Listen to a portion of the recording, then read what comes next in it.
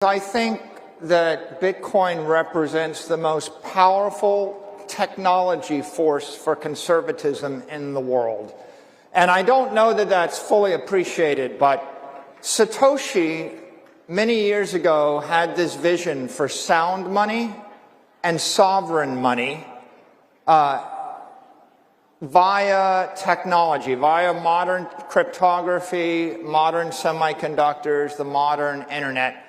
And that idea of giving economic power to the individual in the face of the overwhelming power of the collective, when you feel like the government's against you, the banking system against you, the currency is against you, big tech is against you, when you're the little guy, when you're struggling for freedom and struggling in the face of overwhelming power, you need some advantage. And Satoshi created this network that's based on two principles. One principle is integrity, and the other principle is sovereignty. The integrity, we all know, is there'll never be more than 21 million Bitcoin, and that's enforced by millions and millions of computers and hundreds of millions of people everywhere in the world that believe it's not okay to lie, cheat, or steal. It's not okay to distort the truth. There is a truth. There is a universal common ledger that no one can tamper with, no one can corrupt, not a nation state, not a company, not a politician. And that idea of a censorship-resistant, unstoppable version of the truth was a first in human history. It was a first. And then the second idea is sovereignty. It's like, well, if there is a truth, can you own it? Right? So with Bitcoin, the idea is you can own a Bitcoin and you don't have to trust a bank with it. You don't have to trust the city with it. You don't have to leave it in the custody of a big company. You can take self-custody. So we oftentimes say, what do you own? The only thing you own are your memories. Everything else in this world that you own at the pleasure of someone more powerful than you, and they can take it away from you via force. What they can't take away from you is your experience and what's in your head. And the brilliance of Satoshi was, what if we could put all of the money in the world into the heads of the people? What if what you knew was the password to unlock all of your wealth or protect it, and nobody else could take it away from you?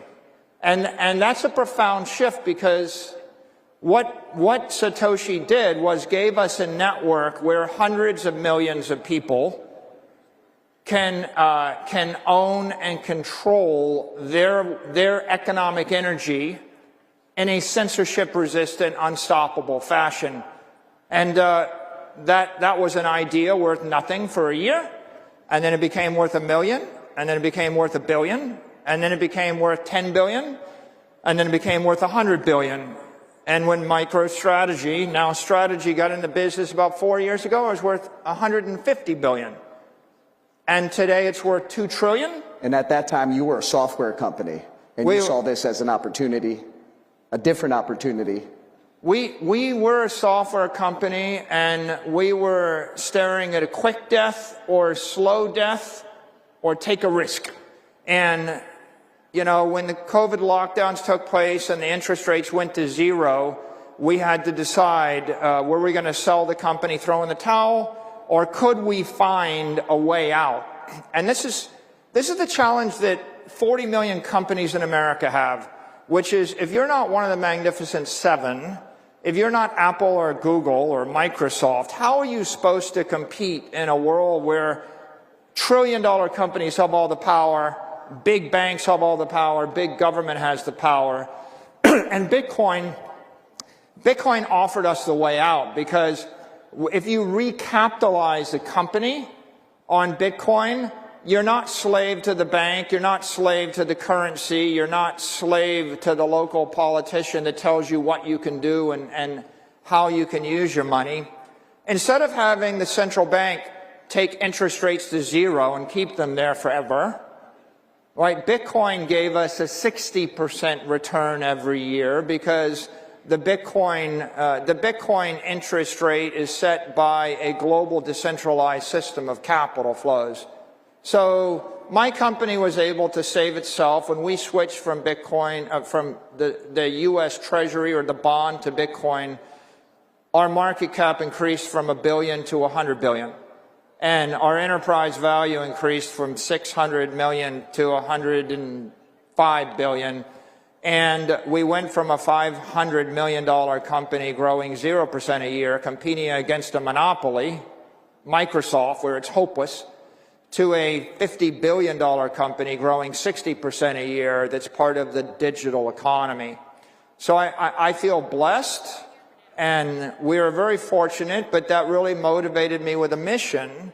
And what I realized is Satoshi gave us a way out of our conundrum. Satoshi gave us a strategy that makes a small company big and powerful, that makes the individual more powerful than the state, that turns the power balance between the collective and the individual on its head. And the secret to that is this powerful worldwide network that puts the individual first, that's uncorruptible, that anybody can join, that gives you unfettered, uncensored property rights. Bitcoin literally represents the conservation of energy in cyberspace. Satoshi implemented a protocol which is inherently conservative. If I send Bitcoin to you, I lose it, you have it. I can't create more. I can't lie about it. The thing that's beautiful about nature is conservation of energy. Conservatism is based on natural law. It's based on the idea that if you just make something up which isn't true, you'll be punished. And the Bitcoin network represents that innate integrity and truth. So, you know, if you think about the world today, there's just an inherent force. There's a struggle between capitalism and socialism, between people that believe in freedom and free markets and those that believe in central planning and collectivism. And if I'm a socialist, I want to take away your guns and your money. And Bitcoin is money that they can't take away. Like, what freedom do you have if you have all of your money in a bank that can freeze it? What freedom do you have if you have your money embedded in a currency where someone can print 4x more of it without your approval and debase it to zero? What freedom do you have if you own real estate in a city where the mayor can put rent control on it or expropriate it, or the governor can tax it away from your family? What freedom do you have if all your wealth is in a business where the government can tell you you can't operate, shut down your pipeline, tax your employees, tax your income, regulate your product? And the answer is, you only have conditional freedom until the government changes and they just take away that freedom. And then when they take away your wealth, when they take away your economic power, they're going to starve you to death, and then you've got nothing. So Bitcoin represents putting your economic wealth in cyberspace. It's beyond the reach of the mayor, beyond the reach of the governor, beyond the reach of any nation state, beyond the reach of any other company that would do you harm. It is the first time in the history of the human race that you can bind economic energy tightly to an individual, to a family, to your company, and you don't have to ask permission to have economic wealth, to have money. And you don't have to live in fear that someone gets up on a morning and just takes it all away from you to power you down. And so if I am conservative, I want a family, I want a company, I want freedom. Well, how are you going to pay for it? And if you live in a country like Venezuela and the currency goes to zero, you're going to be begging for food next week. Wouldn't it be great if I could take the wealth of my family and put it into a network that no one can loot, no one can corrupt. And at the end of the day, I don't want to gamble my future. I don't want to take my life savings and gamble in the stock market. I don't want to take my life savings and gamble that the mayor of the city won't just take my property away from me. I actually just want to own the wealth. I want to own my money. And Bitcoin is a way for you to convert your capital into digital capital that will last 1,000 years.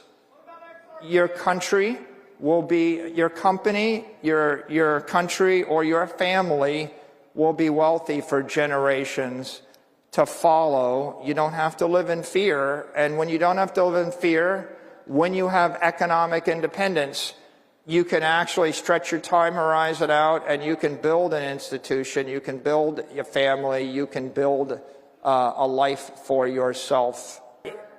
This nation became great because of the Louisiana Purchase. We bought a third of the country from Napoleon for a few $1 million. Then we purchased Texas and California from the Mexicans for a few million more. Then we purchased Alaska from the Russians for a few million more. We didn't even know there'd be $1 trillion of mineral rights underneath Alaska when we purchased it. They called it Seward's Folly. But what I'm describing is manifest destiny. If you want to create a great nation, you have to build it on valuable property. You have to know, where is all the money headed? Where is the future? When we bought California, we didn't know there'd be a Hollywood. We didn't know there'd be a Silicon Valley. No one really considered. In 1867, we didn't have a petroleum industry. And so where is the money headed in the future? The money's headed to cyberspace. Bitcoin is property in cyberspace. The manifest destiny of this country is to own cyberspace. And I think that President Trump understands the value of owning scarce, desirable property.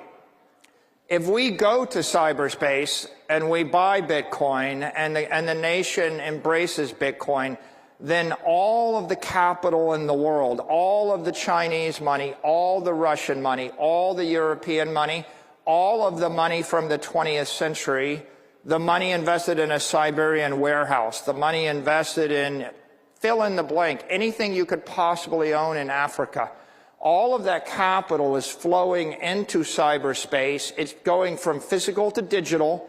It's flowing from the 20th century to the 21st century. The 21st century is going to be 1 billion AIs thinking 1 million times a second. And what are they going to be using to move their money around? They're going to use digital money because they can't get a bank account. They can't get a credit card. I have to approve my wire transfers from my bank once a week. It takes about 20 minutes, and they ask me on the phone whether the money should move. It's a good problem. What's 478,740 Bitcoin, Michael? The computers... We don't feel too bad is what I'm trying to say. Yeah, I get it. But my point we've been doing it that way for 50 years. And if you look at the way the digital economy is going to run in the 21st century, it's going to be 1 billion computers thinking 1 million times a second, moving assets at the speed of light. Bitcoin represents digital capital.